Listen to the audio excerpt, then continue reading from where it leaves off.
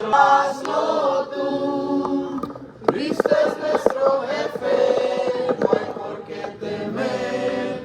¿Quieres ser un voluntario de Jesús?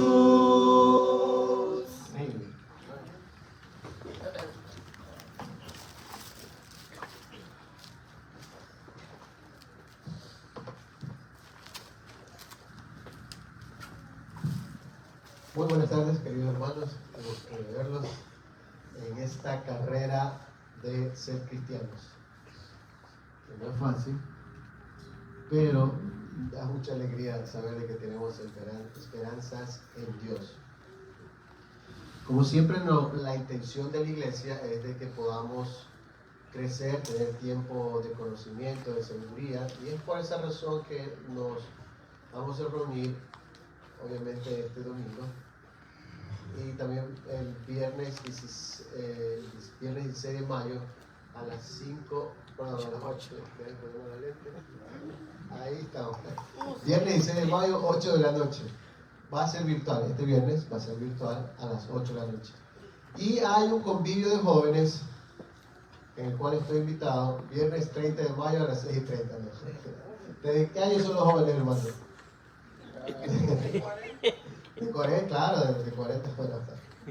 Entonces, los jóvenes tienen una invitación para que se reúnan el viernes 30 aquí en el convivio. Sin más anuncios, quiero orar. Querido Dios, gracias, Padre, por darnos el tiempo de poder estar aquí. Gracias por haber puesto en nuestro corazón la voluntad de aprender de tu palabra. Te pedimos que los hermanos que van a estar al frente puedan transmitir tu palabra. Señor, estamos en un buen tiempo de conocer a tu Hijo, de conocer los últimos momentos que habitó el Señor, y que podemos extraer lo más significativo, Señor, para nosotros. Te pido que sigas trabajando en nuestro crecimiento, en nuestra transformación, y que, como siempre, Señor, te pedimos por paciencia hasta que ese momento llegue. Te damos gracias, bendice este convivio, te lo pedimos en el nombre de tu amado Hijo Jesús. Amén. Amén.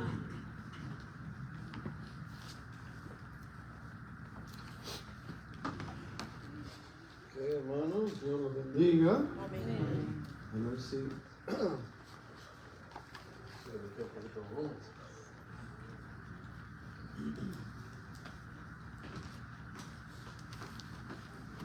Ok, ahora sí. Ok, hermanos, estamos dando gracias a Dios. Antes de comenzar nuestra última clase de esta serie, La vida de Cristo, en el WhatsApp les puse un anuncio acerca de un campamento de jóvenes que será, bueno, ahí le puse la fecha, de agosto 29 al 31. Okay. Para los jóvenes es un campamento que se va rotando en diferentes estados, no siempre es aquí en New York. Este año lo van a hacer aquí, otros años ha sido en otros estados. Por eso se le llama el campamento de Grandes Lagos. No sé si ustedes se acuerdan de la conferencia de Grandes Lagos. Le llaman conferencia de Grandes Lagos porque se originó allá en los estados donde están los Grandes Lagos, allá en Detroit y en Ohio. Pero ahora pues hay otros estados que se unen a esa conferencia, y cada año en diferentes partes. Yo creo que aquí le hicimos, se hizo en Brooklyn una vez, algunos de ustedes todavía estaban aquí, que se hizo en Brooklyn. Pero tienen un campamento para jóvenes, ¿okay? Entonces este campamento va a ser de 3 días. Claro, los jóvenes se van a quedar en ese alojamiento, va a ser en Long Island, va a ser allá por allá por Calvert, por Riverhead, pero para arriba. Y es un campamento donde de los Boy Scouts, ¿sabes? Que tienen cuartos, cabañas, camas, todo, y se quedan ahí 3 días, viernes, sábado y domingo. Ahora van a estar supervisados todos los adultos que van a estar ahí quedándose con ellos, y pues van a hacer clases, actividades, todo eso por 3 días. El tema va a ser el Evangelio, y hasta camisetas creo que lo van a hacer. Claro, el precio, como digo, un poco más de $100, pagan un poco más de $100 por persona. Y aunque yo sé que suena bastante caro, pero acuérdense que incluye el alojamiento, todas las comidas, las actividades, todo. Y pues es algo espiritual, o sea, claro que a veces uno tal vez gasta más por cosas no más importantes. Entonces, pues sí, es una buena inversión, pienso yo, para los jóvenes. Entonces les podemos dar más información según usted está interesado para registrarse. Creo que hay una registración en línea también que se puede hacer de una forma que hay que llenar. Pero si alguno de ustedes está interesado en que sus jóvenes asistan, vayan. Y no tiene que ser solamente teenagers, jovencitos. Si tienen 20 y pico de años, también pueden. Entonces, pues, dice que hermano Horacio quiere ir, pero se va a tener que. Yo me voy a pintar las caras, a ver si me dejan entrar. Yo, sí, dígame. No, yo creo que de 12 para arriba. Unos que son menores, teenagers, ¿verdad? De 12 para arriba, y eran todos. Y van a también a conocer los jóvenes que vienen de la iglesia de otros estados, vienen y viajan acá. Yo voy a ver si el día sábado, que es el día más largo, voy a estar ahí para mirar todo, tal vez en qué puedo ayudar. Y pues para ver cómo es que se hace, cómo lo organizan, porque claro, como nunca hemos hecho algo así, pues me interesa ver cómo es que organizan todo eso. Y el sitio en Long Island donde se hace también. Pues como digo, si necesitan más información, pues me avisan. Okay. Bueno, la clase de hoy, la número 129. Para preparar estas clases tuvimos casi como 3 años, pienso yo, hemos estado. Casi, como 3 años hemos estado en esta clase. Para yo preparar estas clases, okay, utilizo diferentes recursos. Okay. Hay un curso que titulado así, ellos tienen ciertos libros de investigación y todo eso para leer mucha de esta información. Hay otros artículos, hay otras cosas, diferentes recursos que tengo que estudiar para hacer cada clase. Okay. Entonces, si alguno de ustedes está interesado en estudiar esto, tener esos recursos, minuciosamente, esos 2 libros, tengo 2 libros así, como 2, así cada uno, de la vida de Cristo. Si alguno de ustedes quiere estudiar eso, tal vez no estuvo aquí todos los 3 años, me avisa, yo les puedo dar esos recursos para que usted lo estudie. ¿Sabe? Todos estos estudios de la vida de Cristo, desde el principio que leímos hasta el día de hoy, yo obviamente no puedo incluirlo toda la información, porque estaríamos aquí 10 años.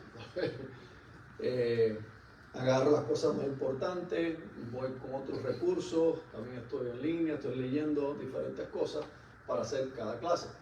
Pero ahí pues hay información, y si usted tiene su tiempo y su interés de estudiar estas cosas acerca de la vida de Cristo, yo le puedo dar me habla después, yo le puedo dar esos libros para que usted los pueda leer, los estudie a su propio tiempo, porque si no se va a quedar ahí en mi biblioteca, en mi oficina, agarrando polvo. Se quería ofrecer eso. Ahora, estamos ya, hoy vamos a ver las últimas 2 apariciones. Hemos ya estudiado, ¿cuántas? 8. Okay. Vamos a ver las últimas 2 en el día de hoy y la ascensión. ¿Se acuerdan de las primeras 8 apariciones? Primero, ¿a quién se le apareció? María Magdalena, después a las otras mujeres, después a Pedro, no describe esa aparición, pero era Pedro, después ¿Ah? Cleofas y su otro discípulo, el camino a Maús. Después, a los discípulos sin Tomás. ¿Okay? La sexta aparición, los discípulos con Tomás. ¿Okay? La séptima, los discípulos, ¿dónde estaban? En el mar de Galilea. ¿Okay? Y la octava, en la Galilea, en la orilla del monte de Galilea. ok, esta montaña fue en Galilea. ¿Se acuerdan quiénes estaban ahí? Todos ellos. Estaban los dos discípulos. ¿Qué dijo Jesús? ¿Qué dijo Jesús en esa aparición? ¿Qué dio? Que estudiamos. ¿Cuál fue el mensaje de esa aparición? Eso fue antes ya, pero la octava. Que lo hicimos la semana pasada. Yo no estuve. ¿Qué fue la que predicó Que Jesús? fueran y predicar a La la gran nueva comisión. Ok, la gran comisión. Okay. Y muchos piensan que esa fue la ocasión en donde estaban los otros 500 también. Porque se acuerdan que vimos que Pablo dice en 1 Corintios, que vamos a ver aquí, y la doy también, él va narrando todo lo que Pablo sabe ya. El orden de las apariciones. Dice que alguna vez se apareció a más de 500 hermanos a la vez. Okay. Muchos piensan que fue en esa ocasión cuando dio la gran comisión de hacer discípulos que estaban presentes, los otros discípulos. Okay. Pero hoy vamos a ver la octava y la novena y la décima aparición. Okay. Cuando Pablo le habla a los corintios, ¿qué les recuerda? Dice, porque ante todo les transmití a ustedes lo que yo mismo recibí, que Cristo murió por nuestros pecados según las Escrituras, que fue sepultado, que resucitó al tercer día según las Escrituras. ¿A qué le llamamos a eso? Ese es el Evangelio, esos tres puntos, el plan de Dios de salvación, las buenas nuevas, el Evangelio. Y luego empieza Pablo a decir a quién se le apareció Jesús. Se apareció a Cefas. ¿Quién es Cefas? Pedro. ¿Okay? Y luego a los 12. ¿Okay? Después se apareció a más de 500 hermanos a la vez, la mayoría de los cuales viven todavía, aunque algunos han muerto. Luego se apareció a quién? Dice a Santiago.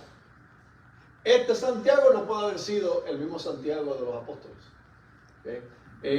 Depende de la traducción, el nombre de Santiago o Jacobo se traduce o Santiago o Jacobo en español. Es una traducción en español que también no tiene nada que ver con el nombre en hebreo, pero así lo traduce. Algunas traducciones Jacobo, otros Santiago. Pero no puede ser Jacobo, el hermano de Juan, que era apóstol también, porque ya ahí menciona a los apóstoles. ¿Okay? Se les apareció a los apóstoles.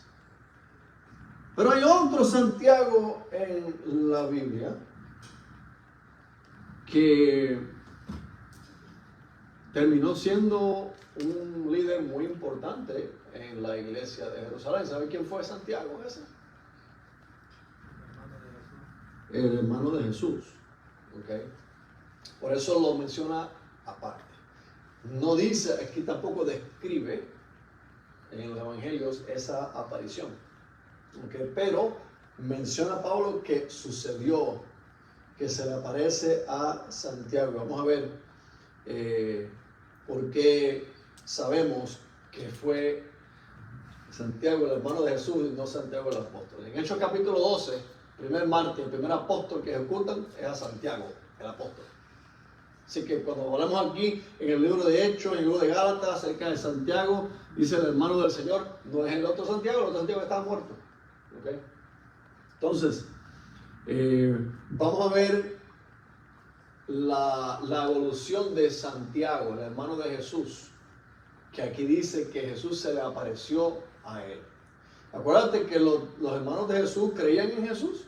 Cuando Jesús estaba aquí en la tierra, ¿creían en él? No creían en él. Ahora, vamos al libro de Hechos. Ya aquí Santiago, el hermano de Jesús, ya obviamente ya había creído y ya era muy importante, aunque él nunca se mencionaba como el hermano de Jesús. El libro dice, yo soy el hermano de Jesús, no, dice, yo soy siervo. Él pasó a ser el hermano, o sea, lo menciona como siervo. Vamos a ver que hay otro hermano también de Jesús, que también se convierte, que lo vemos aquí en el Nuevo Testamento. Pero ninguno de ellos dice, soy hermano del Señor. Los dos dicen, somos siervos del Señor. Uno de ellos dice, soy hermano de Santiago. Los dos son hermanos de Jesús, pero no dicen, soy hermano de Jesús. Se lo ven ahora como el Mesías. Ahora ni siquiera, no, yo soy hermano de Jesús. No. Fueron de hermanos a siervos de él. Pero vamos a ver aquí en Santiago, el libro de Hechos, cuando estoy hablando para que entiendan un poquito más quién es este personaje y por qué Jesús se le aparece. Porque si siguen leyendo y dicen, ¿quién es este Santiago? ¿Y por qué se le apareció? Vamos a ver este personaje. Cuando Pedro, está en Hechos 12, dice 2, pero es Hechos 12. Cuando Pedro sale de la cárcel, ¿te acuerdas que lo meten preso? Pero un ángel viene, lo saca de la cárcel. Pedro entonces va a donde los discípulos que estaban escondidos, a puertas cerradas, los otros discípulos, hombres, mujeres, niños, estaban todos juntos. Entonces Pedro toca, y va una niña, ¿verdad? Y dice, Pedro. Y dice, no, pues está loca, Pedro está preso. Pero después se dan cuenta, sí es Pedro. Entonces dice, con la mano Pedro hizo señas que se callaran. Y les contó cómo el Señor lo había sacado de la cárcel. ¿Y qué les dice Pedro? Cuéntele esto a Santiago y a los hermanos. Y lo separa a Santiago. ¿Okay? Santiago, obviamente, ya era una persona bastante prominente en la iglesia allá en Jerusalén. En Hechos 15, ¿okay? Dice, y sabemos que no era Santiago el apóstol porque Santiago el apóstol fue ejecutado. Dice, toda la asamblea guardó silencio para escuchar a Bernabé y a Pablo. ¿Por qué? Acuérdense que la iglesia al principio solamente se le predicaba ¿a quién? ¿Ah? A los judíos. ¿Okay? Para los judíos eso fue un cambio tremendo, de que Pablo, especialmente Pablo, el perseguidor de la iglesia, fue enviado a los que no son judíos, a los gentiles. Y eso a los judíos como que, parece que los judíos veían a los gentiles como que nosotros somos el pueblo de Dios. Pero Pablo y Bernabé fueron a Jerusalén para ver a los hermanos y explicarles, mira lo que el Señor está haciendo con los gentiles. Entonces dice que toda la asamblea guardó silencio para escuchar a Bernabé y a Pablo, quienes contaron las señales y maravillas que Dios había hecho por medio de ellos entre los que no son judíos. Cuando terminaron, Santiago tomó la palabra. ¿Cuál Santiago es este? El hermano de Jesús. Y dijo, hermanos, escúchenme.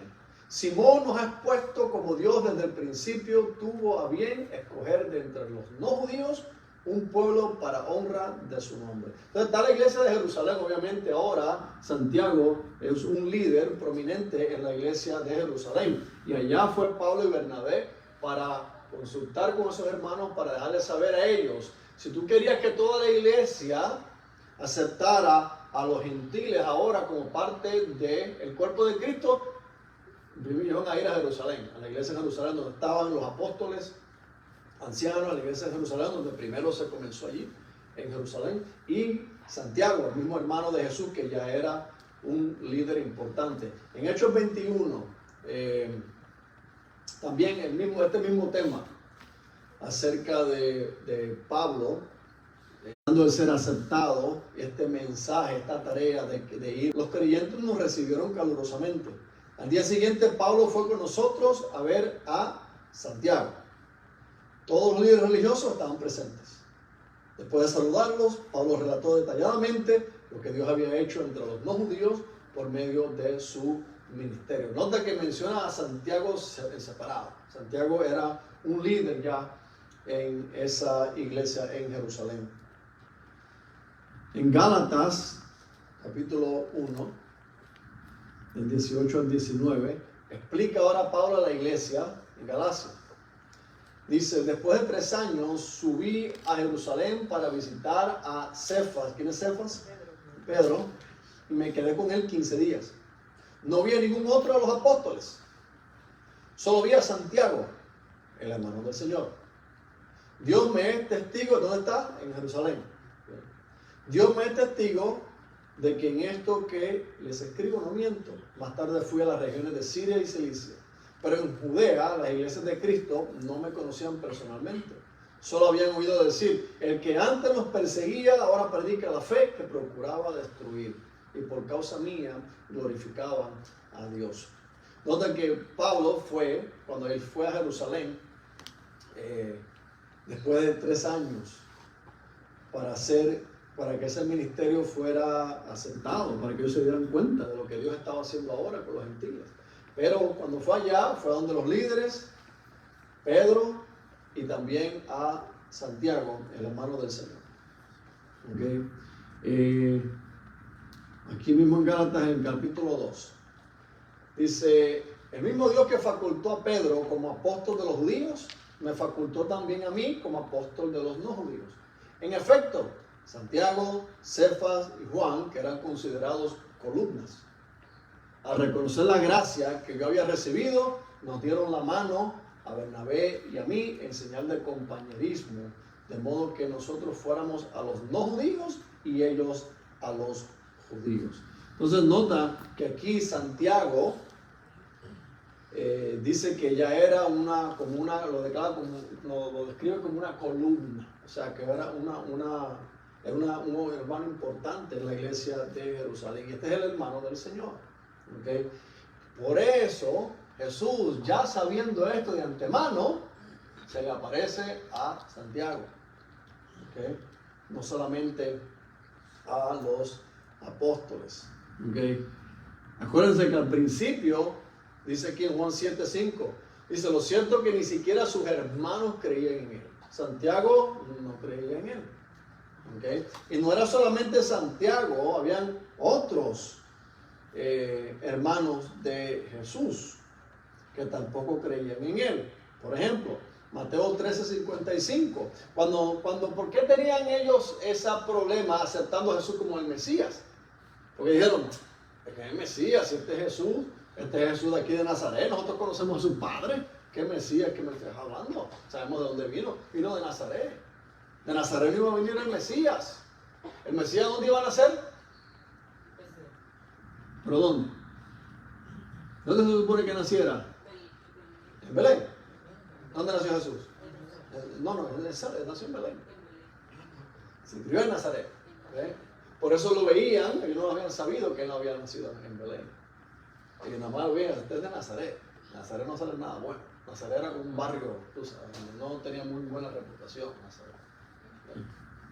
Entonces, por eso lo miraban de esa manera. Y aquí en Mateo 13:55, ¿no acaso el hijo del carpintero? ¿No se llama su madre María?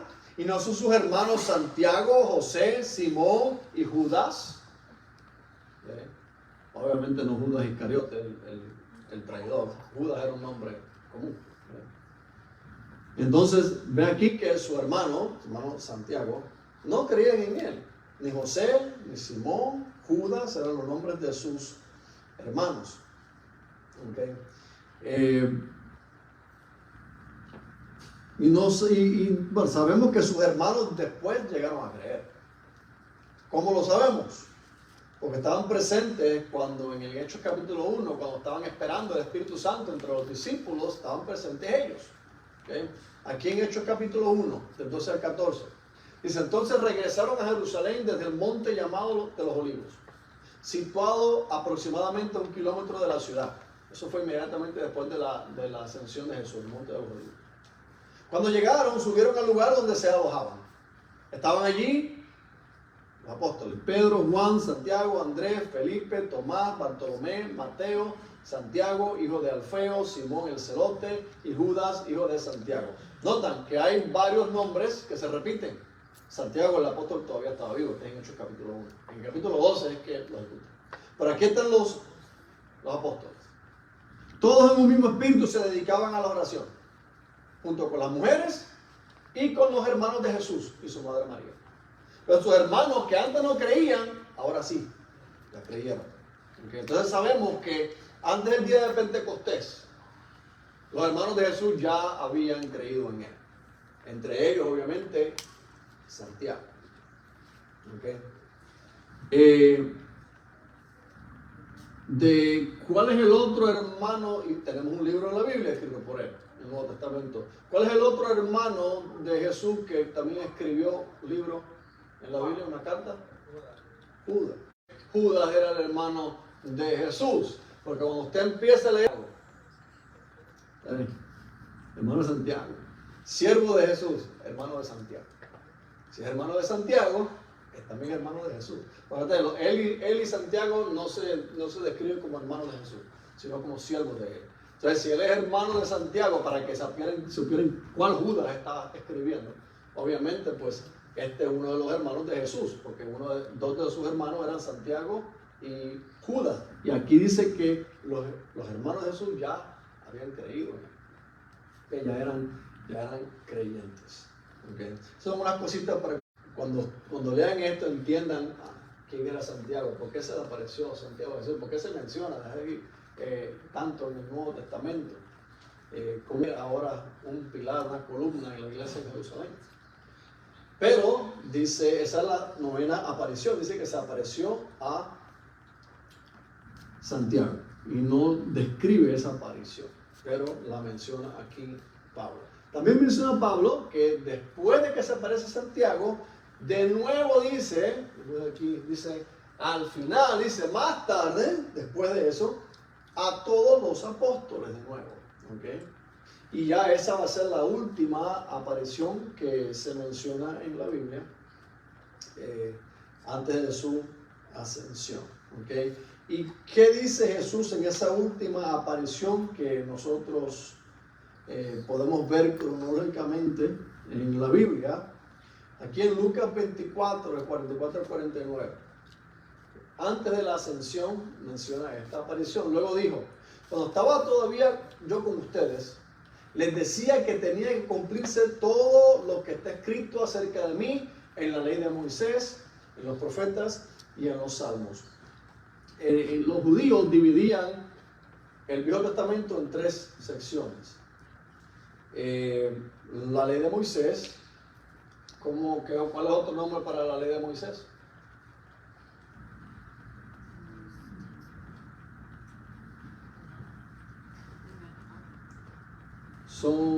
¿Cuántos libros son la ley de Moisés? ¿Cuáles son los libros? 5. ¿Cuáles 5? Los últimos, los de medio. Primero 5. ¿Cómo se le llamaba eso? Los judíos le llamaban Pentateuco, sí, en griego, la traducción griega. Torá. Okay. La Torá. Dividían eso en tres secciones: la Torá, la ley de Moisés, los profetas, okay, y otras escrituras. Pero como los salmos son bastante extensos, la mayoría de esas escrituras, el resto era mayormente los salmos, le decían la ley de Moisés, los profetas y los salmos. Okay. Entonces, aquí dice Jesús a ellos, todo tiene que cumplirse lo que está escrito acerca de mí en la ley de Moisés, los profetas y los salmos, en el Viejo Testamento. Okay. Entonces les abrió el entendimiento para que comprendieran las escrituras. Esto es lo que está escrito: que Cristo padecerá y resucitará al tercer día. En su nombre se predicarán el arrepentimiento y el perdón de pecados a todas las naciones, comenzando por Jerusalén. Eso es importante. Ustedes son testigos de estas cosas. Ahora voy a enviarles lo que ha prometido mi Padre. ¿Cuál fue la promesa del Padre? El Espíritu Santo. Pero ustedes quédense en la ciudad. ¿En cuál ciudad? Jerusalén. Vestidos del poder de lo alto. ¿Okay? ¿Por qué Jerusalén? Acuérdense que en Pentecostés ese día iba a ser el comienzo de la iglesia del Señor. ¿Okay? El reino de Dios aquí en la tierra. Nosotros somos parte de ese reino, siendo parte de la iglesia. Pero dice que se tiene que cumplir lo que ya estaba escrito. ¿Qué está escrito? Bueno, una de esas cosas, por ejemplo, en Isaías capítulo 2. Isaías se escribió ¿cuántos años antes de Cristo más o menos? Los salmos fueron como 1000 años antes de Cristo. Isaías, ¿cuánto? 700. Unos 700 años más o menos.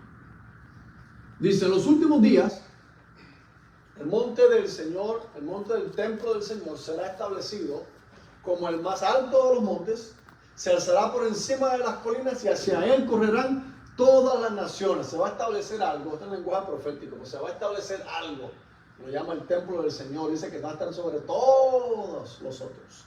y muchas naciones van a... Ser atraídas a él. Muchos pueblos vendrán y dirán, vengan, subamos al monte del Señor, al templo del Dios de Jacob. Dios mismo nos instruirá en sus caminos y así andaremos por sus sendas.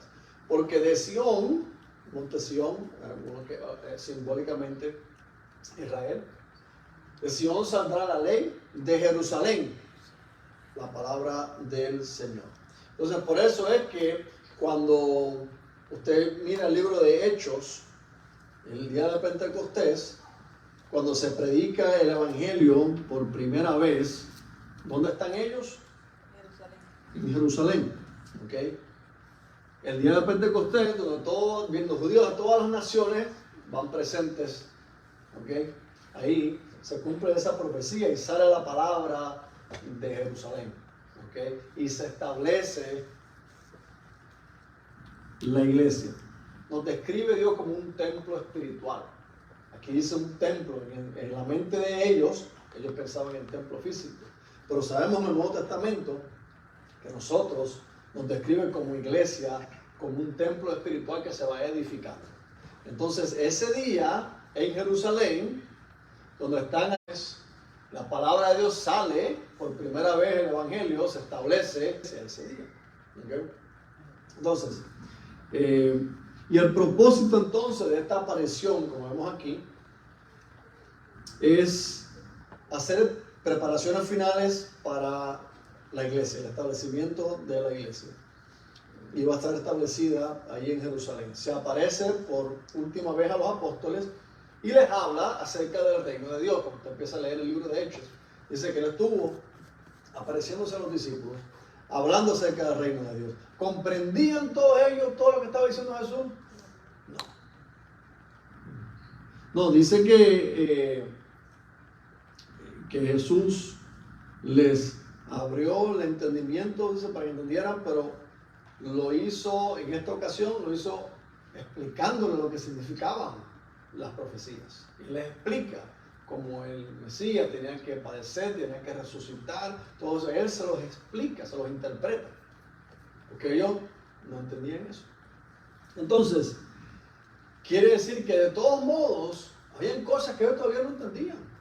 Hermano, usted lee el libro de Hechos, el capítulo 1, después de que él explica estas cosas, ¿qué le preguntan? ¿Ahora van a restablecer el reino de Israel? Todavía estaban pensando ellos en un reino físico que iba a ser ahí. Pero la Biblia dice, De ahí iba a salir. Y iba entonces a extenderse a todas las naciones. Pero ellos todavía no tenían un entendimiento completo.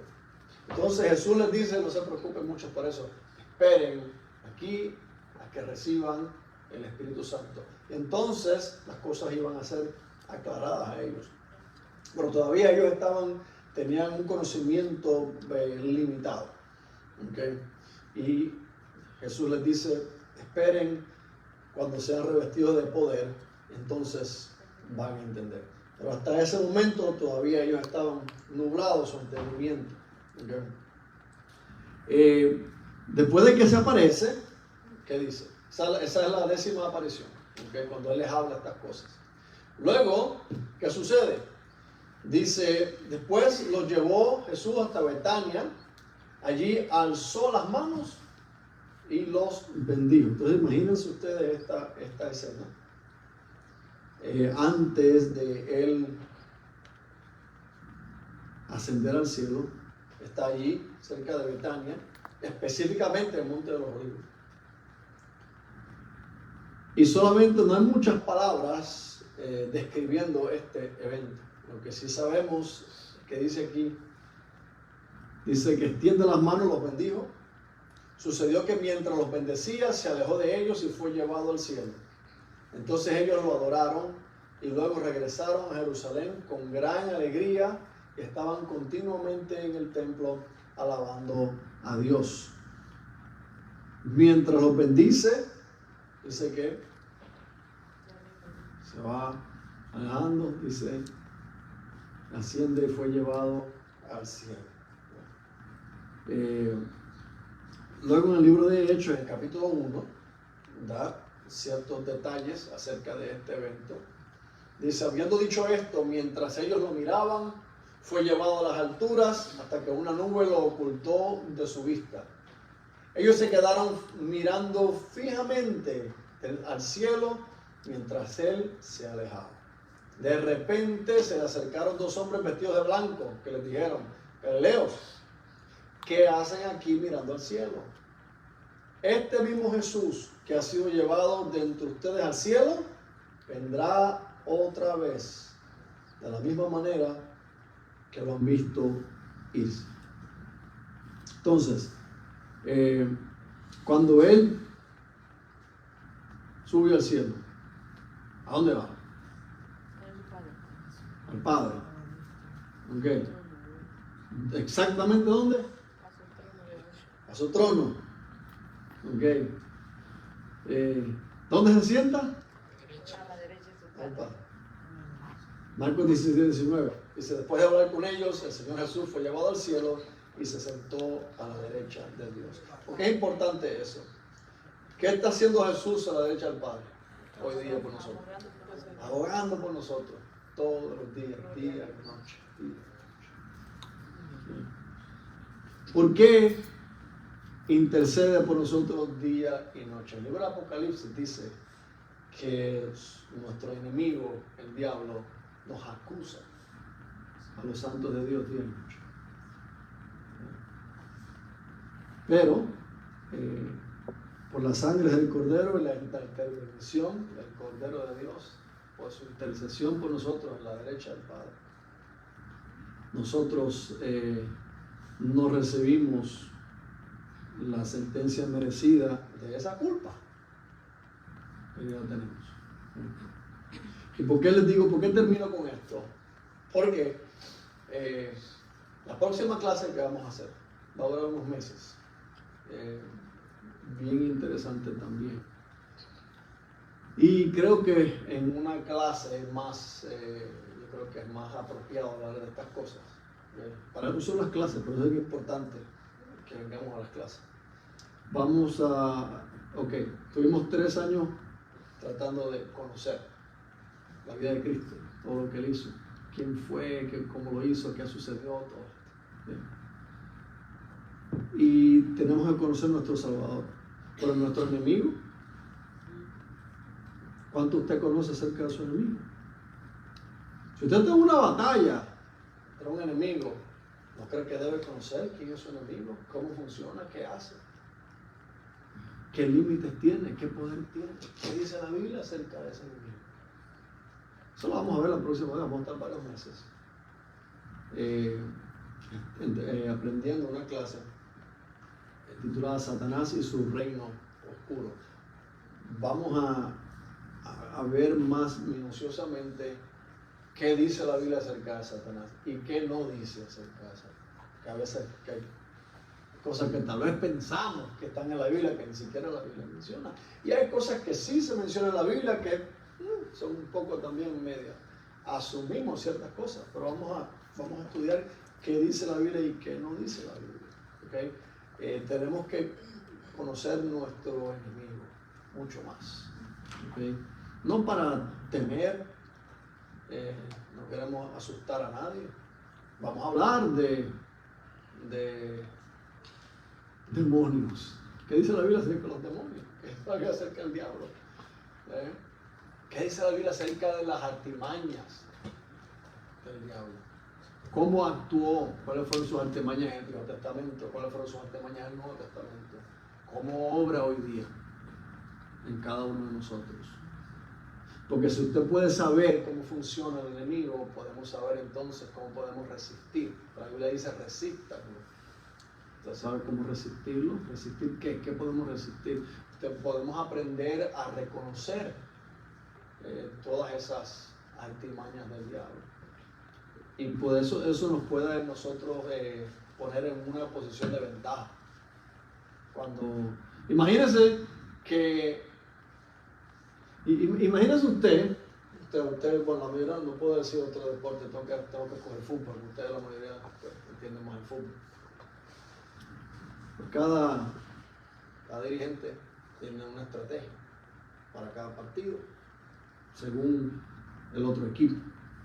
¿Usted se imagina que usted ya sepa de antemano cuáles son las estrategias que dónde va a estar cada uno? No creo que usted va a tener ventaja. Si usted sabe exactamente cómo es que van a atacarle a usted. Obviamente, va a estar preparado y no va a funcionar.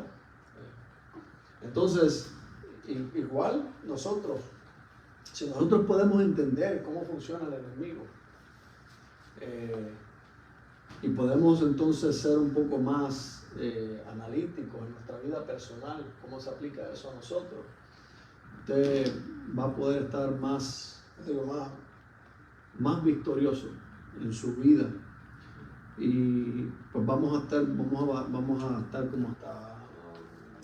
septiembre más o menos, estudiando esa clasecita. Bien interesante, muy interesante. Que habla de todas esas. Cuando Efesios 6 dice que se mantengan firmes, fuertes en el Señor, para que puedan hacerle frente, dice, a las artimañas del diablo, porque nuestra lucha no es contra quién, dice, no es contra carne y hueso, no, o sea, no es contra seres humanos, sino es que dice contra poderes, son fuerzas espirituales, las regiones celestiales, fuerzas malignas. Vamos a ver qué es eso, qué se refiere. Porque está bien que conozcamos a Jesús, pero hay que conocer también a nuestros enemigos. Esa va a ser la próxima clase. Que vamos a entrar, pero desde ahora en esta clase pues vimos lo que Jesús ha hecho por nosotros, ese Jesús que ahora podemos ver cómo vivió entre nosotros, cómo se hizo hombre, cómo vivió nuestra vida aquí en la tierra, antes de Él ahora regresar a su trono a interceder con todos aquellos con el que Él se identifica. Por eso dice el libro de Hebreos, no tenemos un sumo sacerdote incapaz de compadecerse de nuestras debilidades, sino uno que también sufrió y fue tentado en todo, igual que nosotros.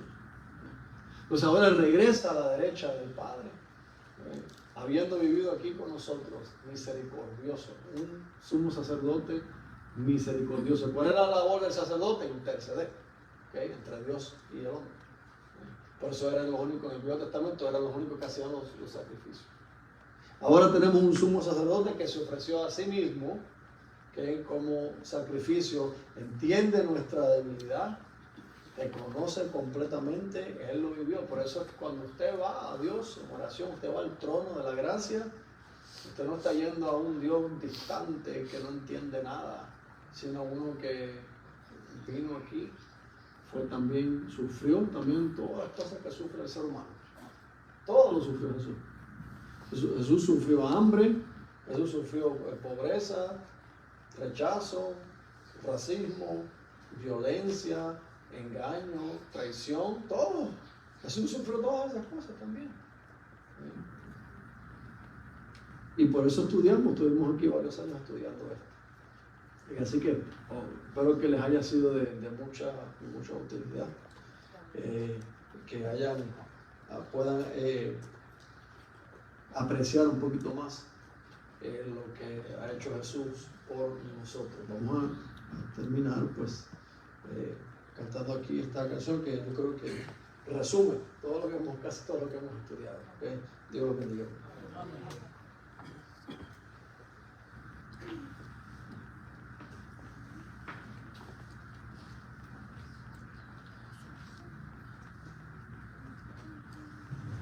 Vamos a poner de pie.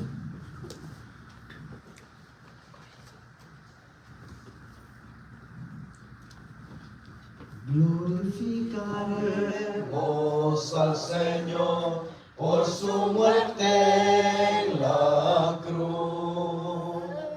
De la tumba Él se levantó, gloria al Salvador Jesús.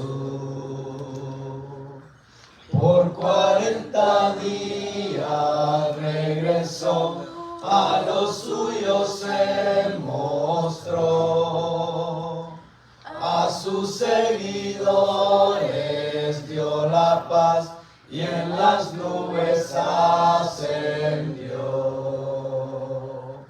Vive victorioso nuestro Rey, exaltado Redentor.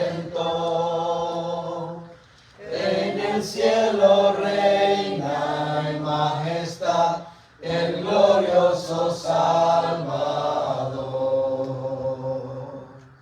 Aleluya, Cristo el Señor, al Cordero nuestra luz. El Mesías vive, el yo soy, Rey de reyes es Jesús.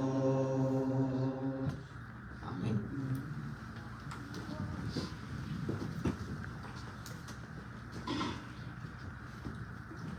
Familia, aquí tenemos los anuncios finales. La reflexión espiritual se va a llevar a cabo el viernes 16 de mayo a las 8 de la noche, virtual, página de Facebook. Convivio de jóvenes, viernes 30 de mayo a las 6:30, en el salón de convivios. Sin más anuncios, por favor, vamos en adoración al Señor. Señor Padre, Señor, dichosos somos nosotros, Señor, que hemos sido llamados, Señor, porque como tú dices bien en tu palabra, muchos son los llamados, pero pocos son los escogidos. Y estamos aquí como escogidos, como siervos, como sacerdotes, como discípulos, Señor, como estudiantes de tu palabra, Señor Padre mío. Y es algo bueno, Señor, porque tenemos esa esperanza, Señor, en el alma, Señor, de que algún día, Señor, después de que dejemos estos cuerpos, Señor, vamos a estar regocijándonos con nuestro hermano mayor, con Jesús, Señor, que está sentado en el trono, Señor Padre mío. Señor, te queremos pedir, Señor, para que nos bendigas a todos, para que retornemos sanos y salvos a nuestros hogares. Te lo pedimos y te damos las gracias en el nombre de tu Hijo Jesucristo. Amén. Amén.